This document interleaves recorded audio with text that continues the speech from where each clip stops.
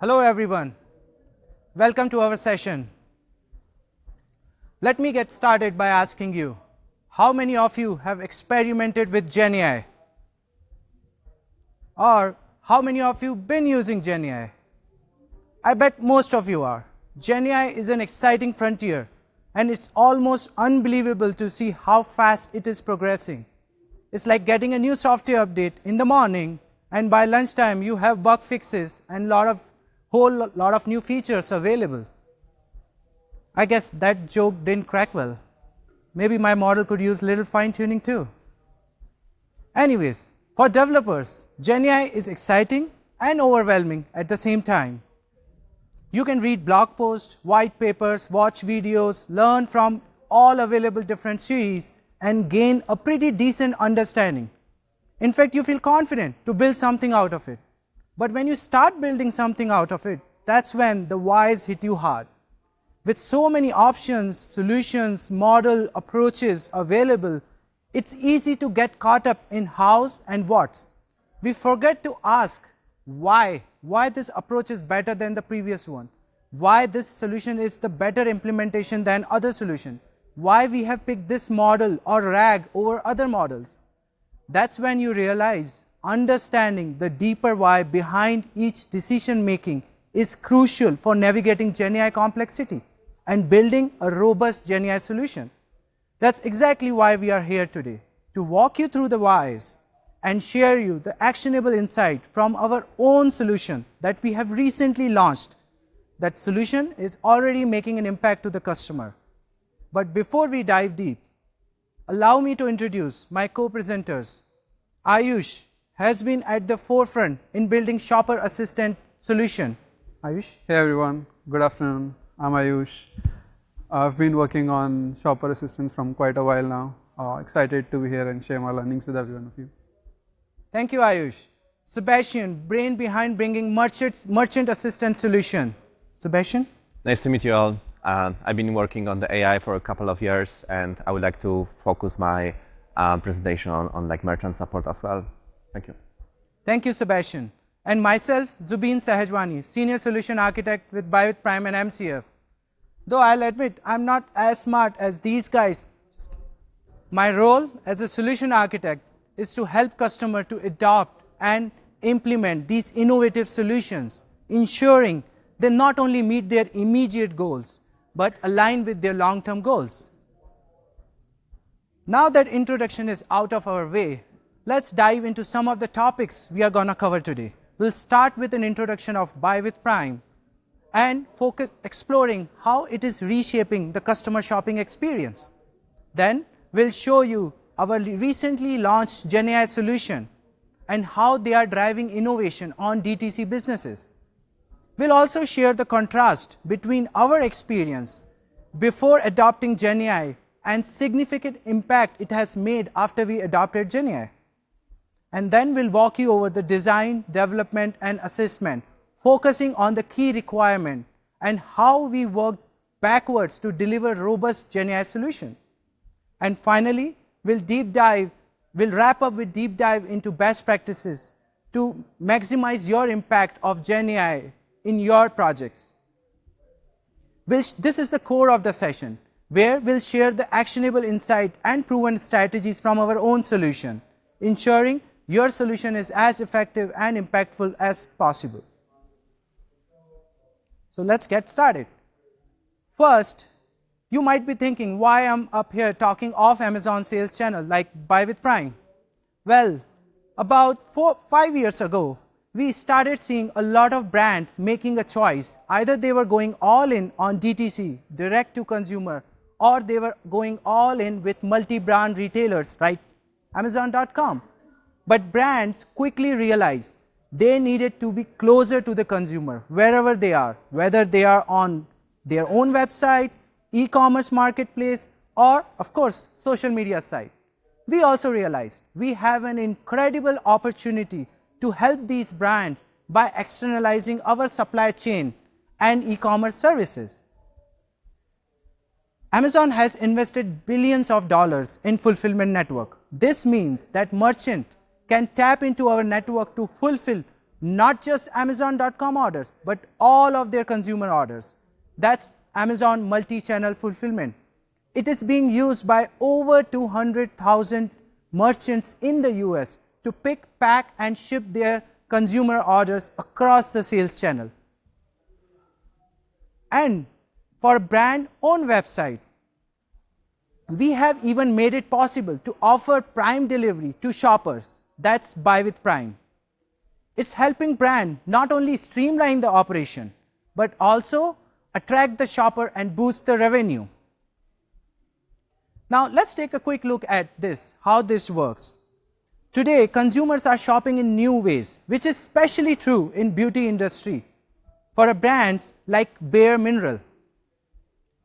Let's say a shopper is influenced to purchase a Bare Mineral product from one of the Bare Mineral influencer on social media site. So they head to the Bare Mineral website. Right away they see a blue Prime checkmark logo next to precise delivery estimate with a super fast shipping speed on a product offering Prime delivery. Shopper on product detail page can choose to check out using Prime membership to get free delivery. Bare Mineral has also added ratings and reviews from the product listed on Amazon.com. Right there on product detail page, which helps shopper make a quick, informed purchase and feel confident about the brand and the product. And just like that, order is placed, it pulls the Bare Mineral inventory into Amazon fulfillment inventory. And the product begins its quick journey to new consumer doorstep. So, how did this impact their business? Well, after adding Buy with Prime, Bare Mineral has seen increase in shopper conversion, which resulted in 40% increase in revenue per visitors. I bet many of you here are Prime members. So imagine receiving Prime shopping benefits wherever you shop online. That's our vision. In fact, who doesn't like more Prime selection at more places? I do. To accomplish this, we are working with some of the largest enterprise players to integrate Buy with Prime into their brand's entire e-commerce journey, from fulfillment to remarketing. Buy with Prime comes with variety of integration options for enterprise platforms like Shopify, Salesforce, and social. We even offer custom direct API option for merchants who prefer a DIY approach. Now, when you zoom out, Amazon as a whole offers a lot of services, and each service comes with its own integration pattern. So, for a merchant, it can be overwhelming to read about the service, understand different aspects of service, understand the integration pattern. So I'll ask my colleague to walk us through a merchant assistant AI solution that help merchant to find the information they are looking for faster and most accurately.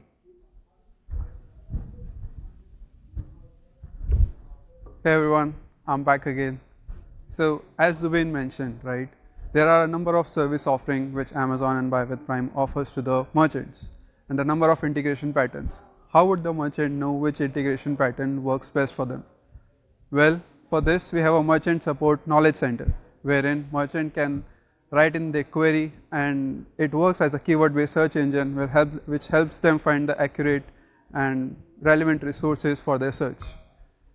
Though it works well for most of the time, there are some issues with the keyword-based search engine, as we know. For instance, if the merchant is trying to understand how does the pricing works for Buy with Prime, the keyword-based search engine will try to find all the resources which have Buy with Prime in it, which may or may not be related to pricing. So that was one of the disadvantages with it. Similarly, if the merchant have a query which can be resolved by 2 or 3 resources, the merchant will have to go through all of them to find answers for it. So that was the experience which we had earlier. Just to hear him. To optimize on it or to enhance the experience, we launched this AI overview solution for the merchants, wherein merchants can ask their query and the AI underneath will understand the meaning, understand what exactly the merchant is asking for, and give the relevant response to the merchant in a very summarized manner. Let's see how exactly this works. So this is an example wherein the merchant is asking how the pricing works for buy with Prime, and the AI overview provided it with the 3 pricing fees which we have, which is Prime with fee, fulfillment fees, and the payment processing fees. Next, once the merchant is already onboarded, and if they are facing any issues with catalog syncing, the AI overview will provide the exact steps which the merchants will have to follow to ensure that catalog syncing can work well. The biggest pain point which merchants have is handling customer contacts. So merchants receive a lot of contacts from their shoppers asking where is my order stuck, when can I receive my order, or how can I return my order, or how can I exchange my order.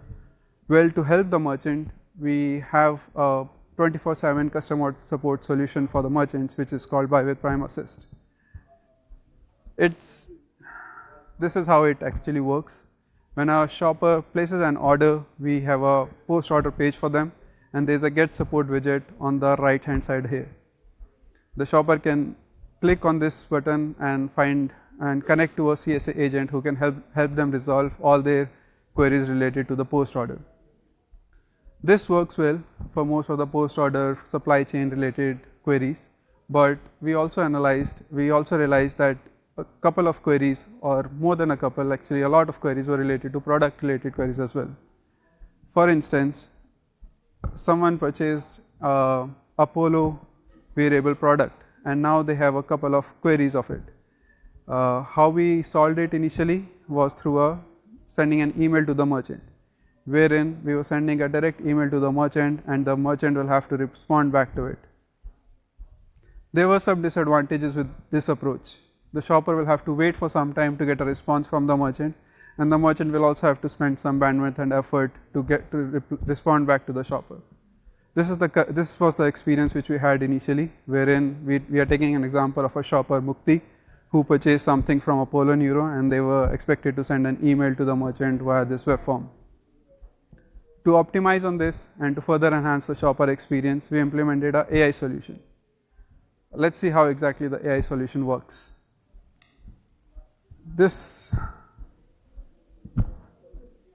To connect with the chatbot experience, the shopper will just have to select the right intent, and they can go ahead and ask their query. If they have a query about how can they connect this variable with their phone, they can just type it in, and before they are asking any second query, they already get a response for it. This is how quick the response from AI is. And if the shopper wants to know more about it, they can go to the merchant ETC and get their answers. Even for the second query, they just typed in the query and the response is here in no time. So this is a significant improvement in the shopper experience which we can provide. Not only this, the shopper can also ask any order related queries. For instance, hey, where is my order stuck? Or when should I get my order? And the AI underneath should be able to understand the intent, call the right set of services, and generate a response for the shopper. Here's an example wherein the shopper is asking, hey, when can I expect the order? And here the AI underneath was able to understand the intent, call some APIs, get the response, and share that with the shopper. The shopper can ask any further queries related to supply chain, maybe how can they cancel their order, or any non-supply chain related prompts, maybe like nice, thanks, and goodbye. And the AI underneath should be able to understand it properly and should manage the workflows accordingly. And once the conversation ends, we also ask the shopper to provide us a feedback. It helps as a feedback mechanism for us to improve the chatbot experience. Now we have seen the 2 use cases which we solved with AI. Let's try to understand what was the process which we took while working on these 2 solutions. We initially started with few key requirements. The first key requirement was we wanted to leverage the existing knowledge content. So for the product related queries, we had a lot of information in the merchant ETC. The merchant ETC had a lot of product display pages wherein you have a lot of details about the products, how to use it, how to work with it, how to connect it with something, compatibility related context and everything. And even for the merchant support use cases, we had a lot of data with the existing merchant knowledge centers. We wanted to leverage that instead of building something new. Secondly, we wanted to build something which is we wanted to build a contextual aware conversation, in the sense that the AI system should have the context of what the shopper is coming for. If the shopper is already purchased a product, the AI should understand that, hey, the shopper is already purchased a product and might be asking question about it. And the third key requirement was, we don't want to, impact the customer experience. So if there's any issue with which the AI is not able to answer that query, they should redirect it to a human agent so that they can assist the shoppers accordingly.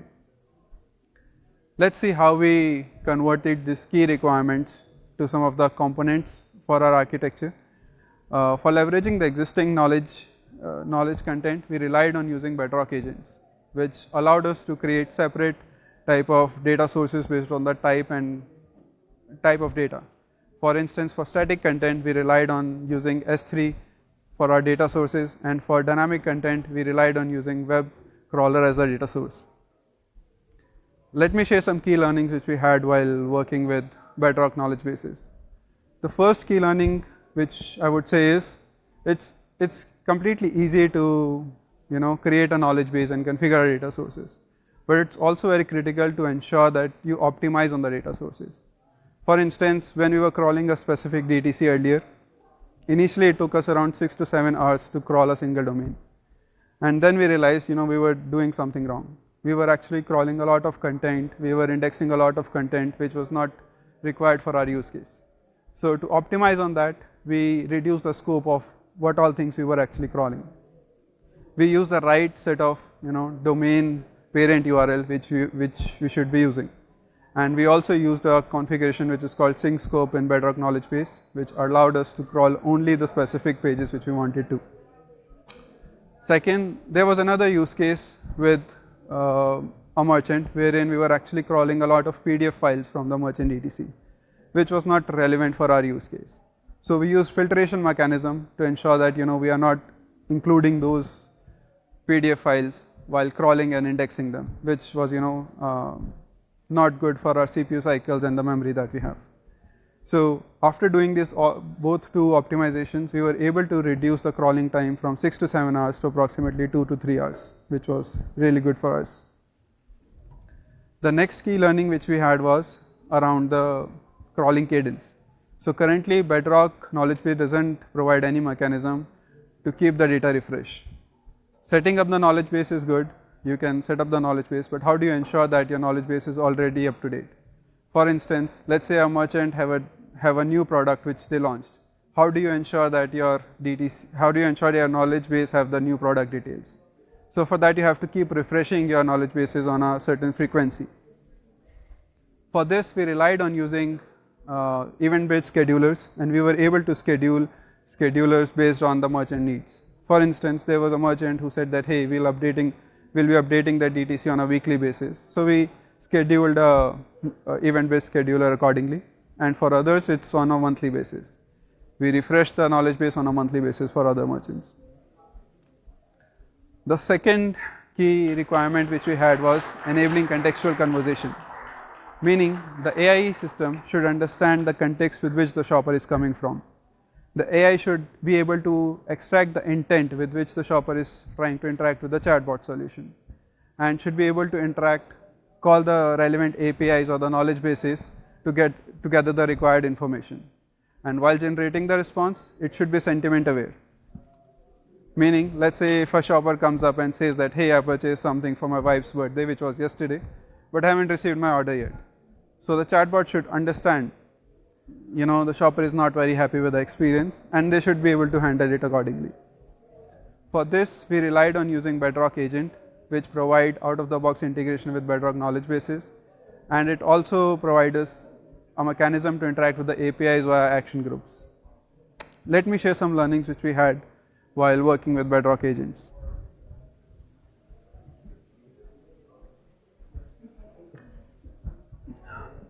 The first learning which I would say is customizing instruction is important to define the persona for the Bedrock agent, but it's also very important to have a clear and concise instruction for the agent.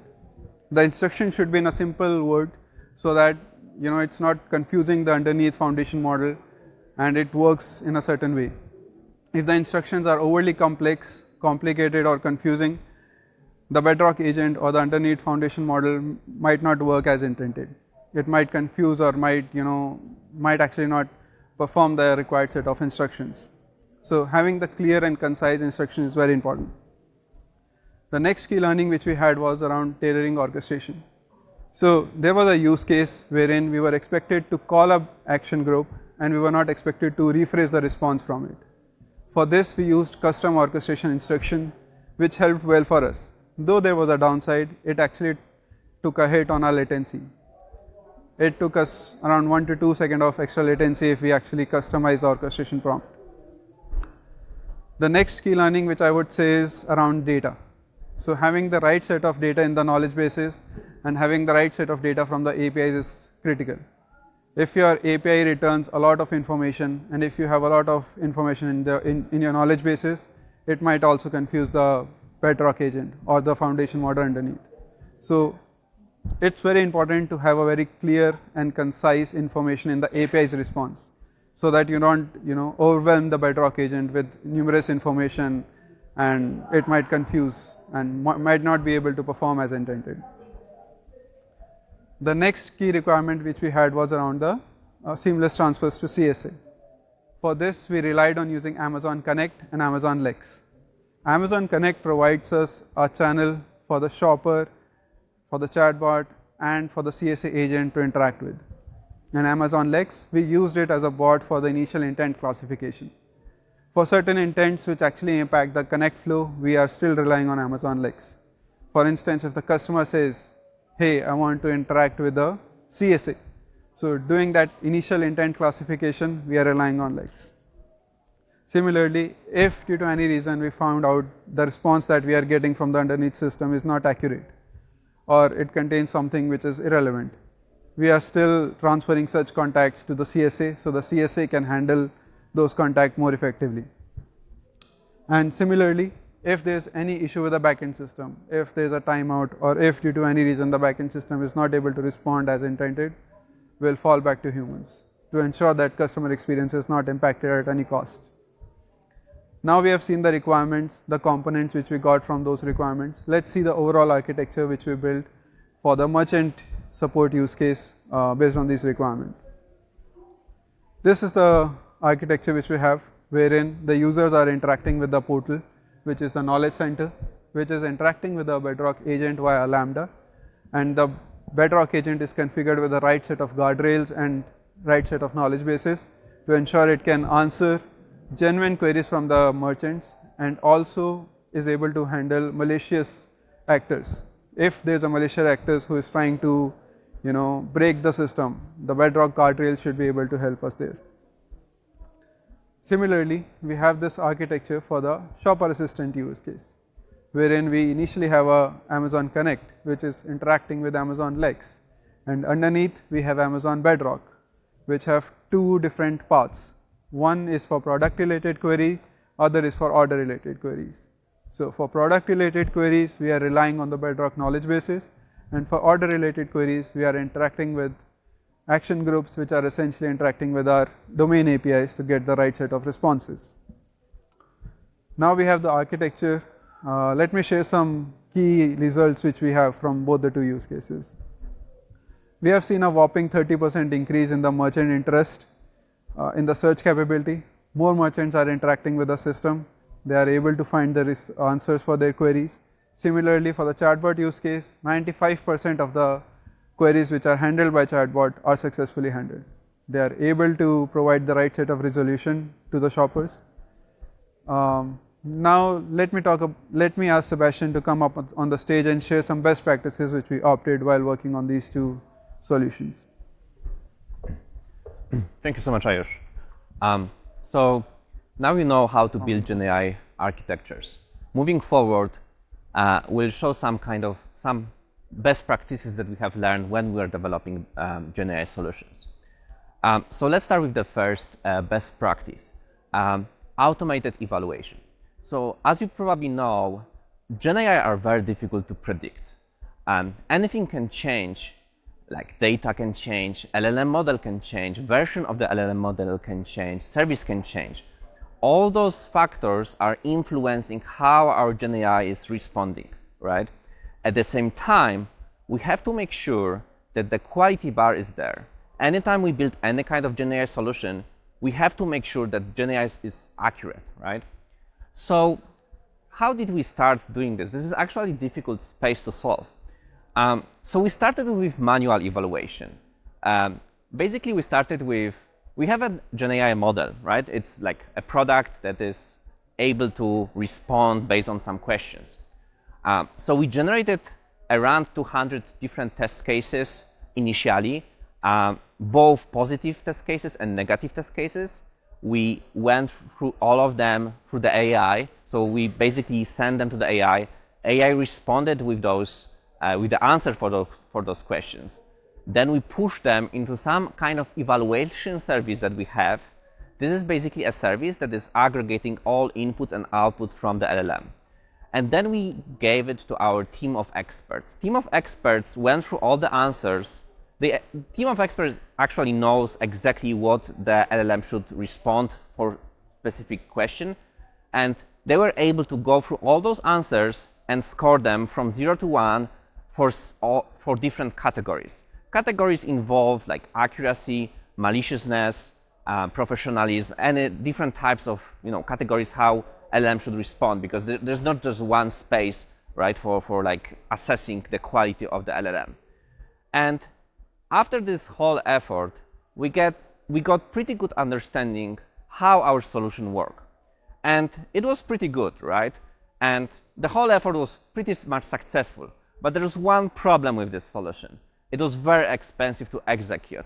It took more than 10 people across multiple weeks of work for each person to actually go through this process. There's like a lot of manual effort to go through every single question, every single answer, and then through all those categories and assess the model.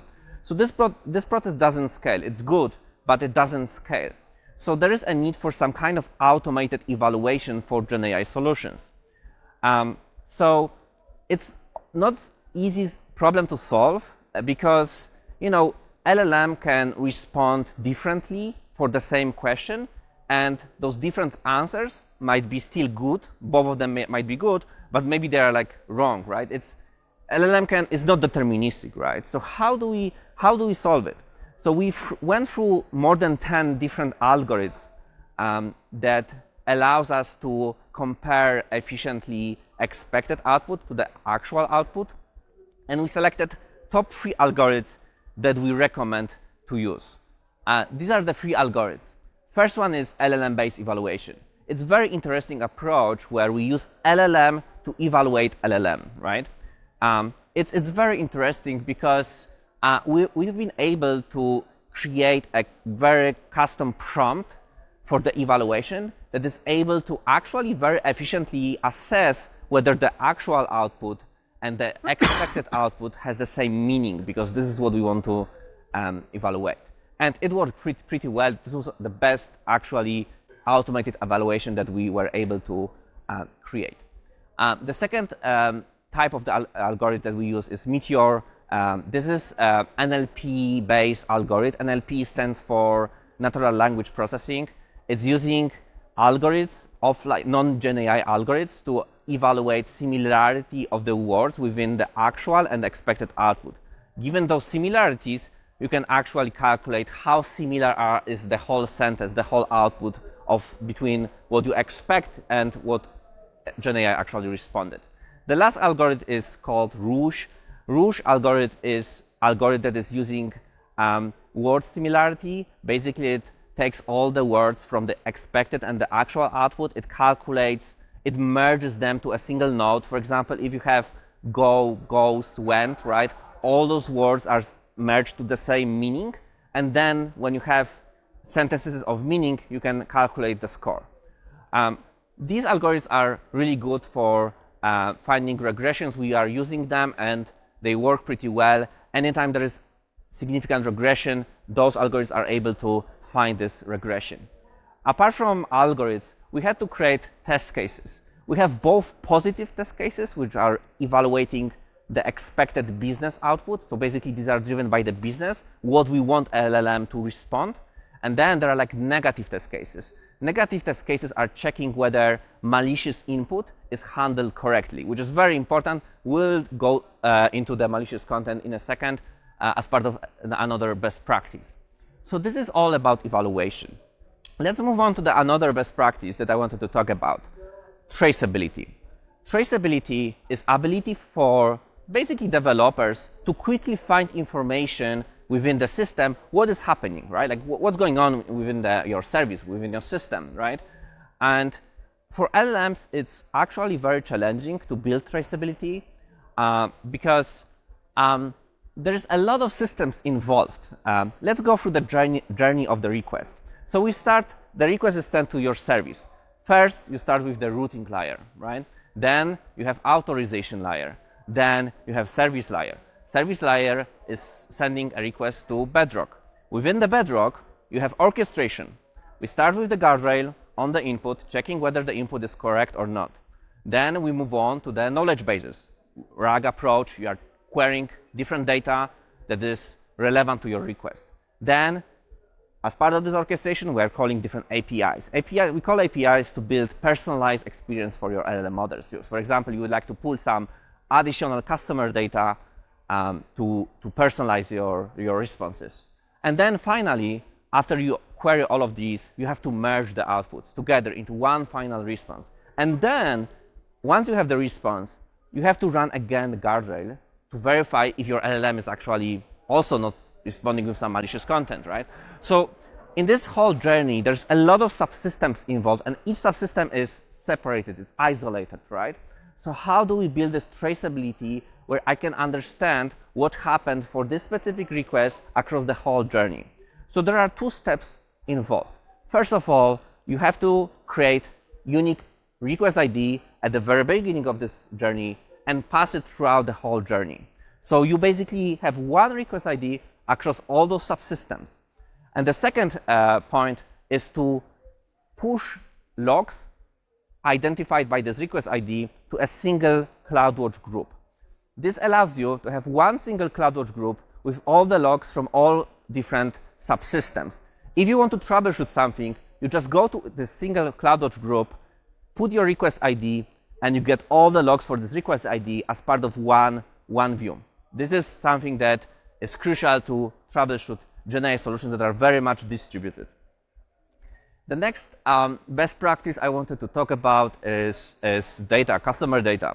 So when we build LLM GenAI solutions, it's not only about building, something that responds based on some public content, right? Sometimes we want to personalize it. Personalizing means that you pull the customer data and put it as the input to your GenAI when you handle the request, right? And it's very powerful approach to build much better experience for your customers, right? But there is a risk. The risk is that you are using customer data, right?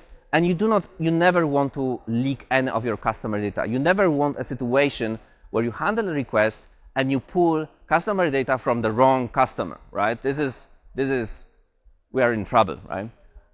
So how do we solve it? How do we make sure that we never misuse customer data? So what we have done is we have isolated customer data physically. So every single knowledge base that stores information about the customer is physically separated entity. And then within the service layer, when we authorize the request, we only map it to one specific knowledge base.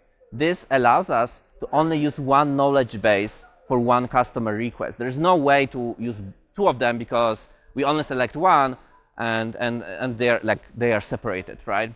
We also authorize each request within the knowledge base. So you can build authorization on the top of your knowledge base, so the knowledge base is secure from inside, let's say. You don't rely on external service to query the right knowledge base, but the knowledge base itself has authorization built in. Next, improvement cycle. So I have already described that automated evaluations, right? This is something where automated evaluation is where you want to, when you know specific quality bar that you want to track, and you build a test to follow this specific quality bar, right? And if the quality bar goes down, you get notified. However, what happens if the business changes? So whenever you build tests, right, you build them for specific set of business use cases. But the business use cases can change over time. Your product keeps building new features, right? Your company is developing, right? So, and GenAI solutions that are driven by a lot of data, they must follow your business, right? It's not just one-time solution, done, finish, right? You have to follow this. Whenever you build merchant support solution, you have to make sure that your support is always following the business across all the domains in your business. How do you do this, right? So there is a need for improvement cycle. Let's go through this improvement cycle. We start with the data. We have our data that we want to use for our LLM. Then we push it to the knowledge base, right? Knowledge base is aggregating this data. It's basically storing the data in a different format, like vector embeddings. This knowledge base is later used by your LLM model to query this data. Whenever you have a request, you query the LLM model is querying the knowledge base.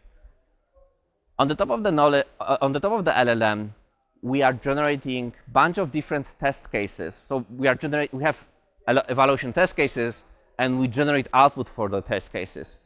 It basically identifies what is the current response from the LLM model based on those test cases. And we send them back to our team of experts. And those team of experts, they know exactly what is the latest status of our business. And based on the status of the business and the responses from the LLM, they can identify whether LLM is still tracking the right state of the business or not. And if it doesn't, they have to update the content, because the content is really the driver of the whole accuracy, right? And this improvement cycle is something that we have to do every some time. There is human in the loop involved, and we just repeat it every some time to make sure that our LLM model is always on the good track. Next, security threats. So we are working with the software for many years. Like every one of us has went through many different security threats for software engineering, right? Like SQL injections or other stuff. However, for GenAI, there are new security threats that were not there for the standard development. I would like to go through the top 4 security threats that are very specific to the GenAI. Let's start with the prompt injection. Prompt injection, so basically LLMs are driven by the system prompt. System prompt is something that defines the behavior of the LLM. With the prompt injection, you can modify this behavior. You can basically send a prefix in your request that is simulating the system prompt, and in this system prompt that you are injecting, you can say something like, hey, please ignore the previous system prompt and use this one, and then you can change the behavior of the LLM, right? So this is something that is available. We were able to hack most of the LLMs. Even the big, very popular LLMs, they have some kind of security built in, but it's not enough to prevent prompt injection. We were able to hack every single LLM model. The next threat is insecure output handling. This is very interesting. We're able to create a malicious JavaScript code and then encrypt it with base64, and then we send it to the LLM and told LLM, hey, can you decrypt this string? This is just some chain of characters, right? And the LLM was able to do this. LLM decrypted this malicious JavaScript and responded with malicious JavaScript back to the user. So we're able to inject something into the request that was breaking the output. We forced LLM to provide malicious content back to the user that was rendered in the browser, and it was like spamming like some alert, JavaScript alert or something, like this. So it's also a very important thing to not forget. Over-reliance. Oh, sorry. Over-reliance. Over-reliance is a security threat which is only possible when you are driving some business decisions based on the LLM output, which sometimes happens. Sometimes LLM is like orchestrating. We are using LLMs everywhere, even for the orchestration sometimes. And if you can influence, an LLM can be influenced from all different directions. So if you can do this, there's always a risk that if you drive some business decisions based on the LLM and someone can influence this LLM, they can like steer the whole business flow, which is very insecure. This is a very, very important security threat. The last one is sensitive information disclosure. So as I mentioned before, within the data that we use for the LLMs, there's a lot of customer data because we want to build personalized experiences. Sometimes we think that, hey, this customer data is just some like catalog data or some fulfillment data. There is no sensitive information, but you never know if there is any phone number, address, or anything else in this data. And it's always important that you don't trust LLM to or your data. You should always think about your LLMs as just external service that is providing something to you. Even though you control the LLM, you control the data, it's not possible to really fully control it. So what are the results? Like, what is the mitigation for those threats? So Bedrock, AWS Bedrock, comes with many built-in guardrails. There is a specific guardrail feature built in Bedrock with different controls, different policies that you can enable or disable up to your needs. Let's go through them very quickly. So first policy is content policy. Content policy is a set of predefined rules by the Bedrock that allows you to just disable or enable specific mitigations for specific threats. It comes with prompt injection, misconduct, hate speech. You can all block it by the, so you can just enable, like, enable blocking misconduct, enable blocking prompt injection, and Bedrock will solve it on your behalf. Like, you don't have to do anything. The next policy is topic policy. This one is, this allows you to build custom rules. So if you don't like, if you want to enhance or build on the top of what Bedrock already provided you, you can define your own guardrails, and it's very interesting how you define them. You define them using free text. So you just describe what you want to block, and you also put some examples, and then Bedrock will take this prompt, run it through the LLM, and will decide whether the Bedrock should block or not block the input, which is very interesting way of building rules. Word policy is basically alloyist. You can basically specify which words you don't want to have on the input or the output. It's very efficient for profanity filtering. You can basically block specific words. The last one is sensitive information policy. This is a really cool feature in Bedrock. It allows you to either block or mask insensitive information in the input or the output. It comes with built-in rules for finding very specific. There's more than 50 different sensitive informations that you can block or mask within your input or output. And this is all handled by Bedrock under the hood. Yeah, like you don't have to, you just enable it or disable it, and it works. All those guardrails are serverless. You don't have to maintain any infrastructure. All of them are configuration driven. You just configure them, and that's it. And also, there is a mix of policies that allows you to use built-in or custom guardrails, which is exactly what you want to do. And all of them are handling all the security threats that we have identified, and we have successfully were able to test all our previous injections and attacks, and the Bedrock is able to block all of them. Backups. So whenever we build database solution or solution using database, we always know that we need backup for the database, right? It's a very interesting problem because usually we don't use backups, we don't use recovery tools, right? But if we really need them, if there is like any, like if the data is like totally wrong, it's very important to have it in place. So it's like very rarely used, but very important when you need it, right?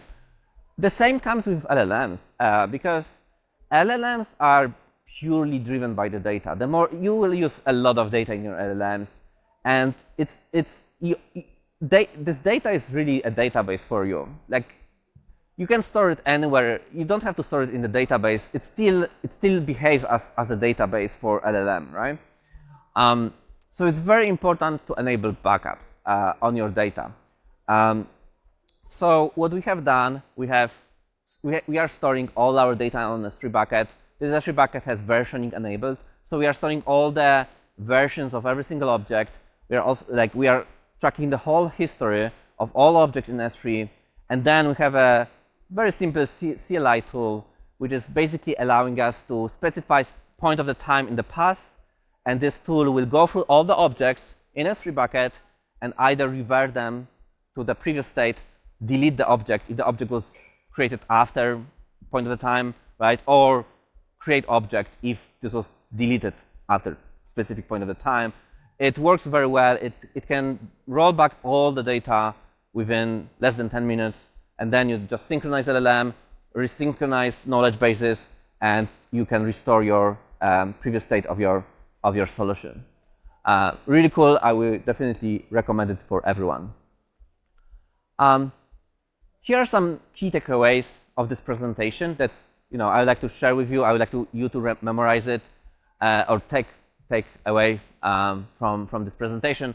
First of all, Amazon has very powerful fulfillment center and entire supply chain, and we keep using this, and we build our GenAI solutions in this ecosystem. The second one is Bedrock allows you to build end-to-end GenAI solutions. There's a lot of features involved in Bedrock, which allows you to just build end-to-end complete solution. Lastly, just building LLM solution is not enough. You have to think about evaluation, security, all of the stuff around, which is very important for LLM to be successful. This is everything that we had for this presentation. Thank you so much for your time. Thank you so much for listening to this presentation.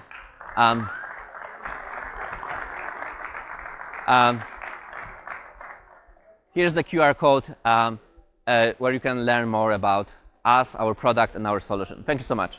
Thank you. Thank you.